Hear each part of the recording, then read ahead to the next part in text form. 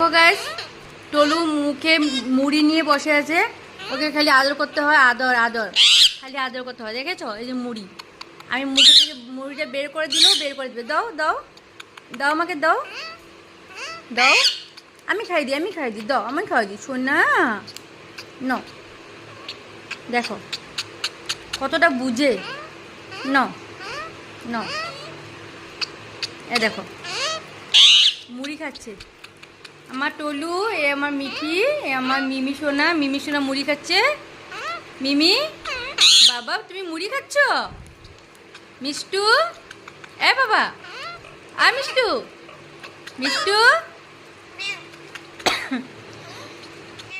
মিষ্টু বাবা, তুমি মুড়ি খাচ্ছ?